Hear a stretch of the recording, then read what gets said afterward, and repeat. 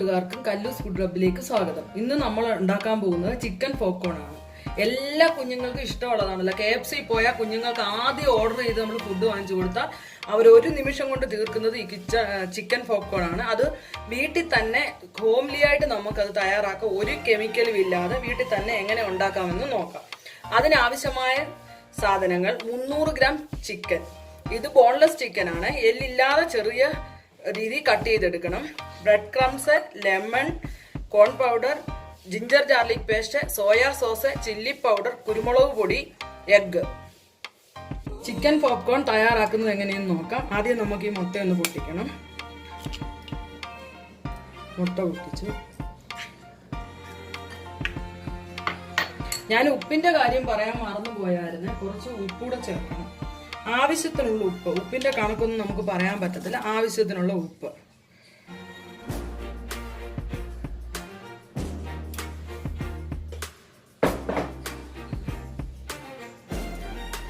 ഇഞ്ചി വെളുത്തുള്ളി പേസ്റ്റ് അരച്ചത്.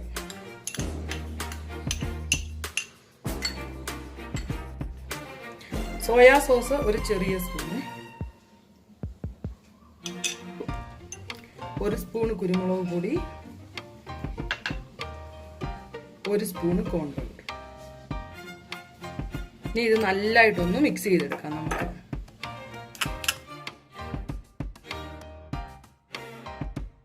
ഇനി നമുക്ക് ഇതിനകത്ത് കട്ട് ചെയ്ത് വെച്ചേക്കുന്ന നാരങ്ങ നീര് ഒഴിച്ചു കൊടുക്കണം. ചിക്കൻ സോഫ്റ്റ് ആകാനും ഒരു ചെറിയ പുളിയൊക്കെ വരാനും വേണ്ടിയാണ് നാരങ്ങ ഒഴിച്ചു കൊടുക്കുന്നത്. നാരങ്ങ ഒഴിച്ചിട്ട് നന്നായിട്ട് മിക്സ് ചെയ്തിട്ട് ഇത് 1/2 മണിക്കൂർ നമ്മൾ ഫ്രിഡ്ജിൽ വെക്കണം. ഫ്രിഡ്ജിൽ വെക്കുമ്പോഴത്തേന് ഈ മിക്സ് ഇത് നന്നായിട്ട് പിടിച്ച് നല്ലതായിട്ടിരിക്കും. 1/2 മണിക്കൂർ നമുക്കിത് ഫ്രിഡ്ജിൽ വെക്കാം. നമ്മൾ ഫ്രിഡ്ജിൽ വെച്ചിട്ട് ചിക്കൻ എടുത്തിട്ടുണ്ട്. ചിക്കൻ എല്ലാം നല്ലതായിട്ട് റെഡി ആയിട്ടുണ്ട്. ഇനി നമുക്ക് ഈ ബ്രെഡിന്റെ ക്രംസിലോട്ട് ചെറിയൊരു സ്പൂൺ മുളക് പൊടി, കളർ കിട്ടാൻ വേണ്ടിയാണ് മുളക് പൊടി എടുക്കുന്നത്. ഇത് ഞാൻ കാശ്മീരി ചില്ലിയാണ് എടുത്തേക്കുന്നത്. കുറച്ച് മുളക് പൊടി, കോൺഫ്ലവർ ഇടുന്നുണ്ട്. കാരണം കുറച്ചുകൂടെ നല്ലതായിട്ട് ക്രിസ്പി ആകാൻ വേണ്ടിയാണ് ഞാൻ ഇതിനകത്ത് യൂസ് ചെയ്യുന്നത്. പിന്നെ ബ്രെഡിന്റെ ക്രംസിന്റെ അളവൊന്നും പറയാൻ പറ്റത്തില്ല. അത് നമ്മുടെ ആവശ്യത്തിന് നമ്മൾ അങ്ങ് എടുക്കുകയെന്നേ ഉള്ളൂ. അതിന്റെ മെഷർമെന്റ് പറയാൻ പറ്റത്തില്ലേ. നല്ലതായിട്ട് നമുക്ക് മിക്സ് ചെയ്തെടുക്കാം. നമുക്ക് സ്റ്റൗ ഒന്ന് കത്തിച്ചു കൊടുക്കാം. എന്നിട്ട് ഇരുമ്പിന്റെ ഇതെടുക്കണം. ഇരുമ്പിന്റെ ആകുമ്പോൾ അത് പെട്ടെന്ന് ഫ്രൈ ആയി വരും. അതിനാണ് ഞാൻ ഇരുമ്പിന്റെ എടുത്തേക്കുന്നത്. ഇതൊന്ന് ചൂടാകട്ടെ. ഇത് നന്നായിട്ട് ചൂടായി വന്നിട്ടുണ്ട്. നമുക്ക് ഇനി ഇതിനകത്തോട്ട് ഓയിൽ ഒഴിച്ചു കൊടുക്കാവേ. ഫ്രൈ ചെയ്തെടുക്കാനുള്ള ഓയിൽ. ഇനി നമുക്ക് ചിക്കന് ഈ ബ്രെഡിന്റെ ക്രംസിലോട്ട് നമുക്ക് ഇട്ട് കൊടുക്കാം.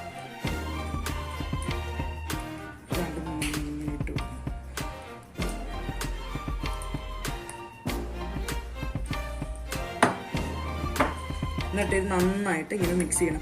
കൈ കൊണ്ട് മിക്സ് ചെയ്യല്ലേ. കൈ കൊണ്ട് മിക്സ് ചെയ്ത് കഴിഞ്ഞാൽ ഈ ബ്രെഡിന്റെ ക്രംസ് ഇളകി ഇങ്ങനെ പോകാൻ ചാൻസ് ഉണ്ട്. അതുകൊണ്ടാണ് ഇങ്ങനെ സ്പൂണും ഫോർക്കും ഉപയോഗിച്ച് ഞാനിങ്ങനെ ചെയ്യുന്നത്.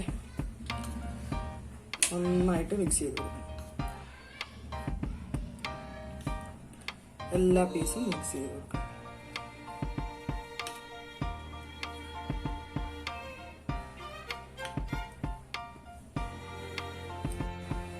നമ്മളിപ്പോൾ എല്ലാം മിക്സ് ചെയ്തെടുത്തിട്ടുണ്ട്. ഞാനിത് ഇട്ട് കൊടുക്കാം.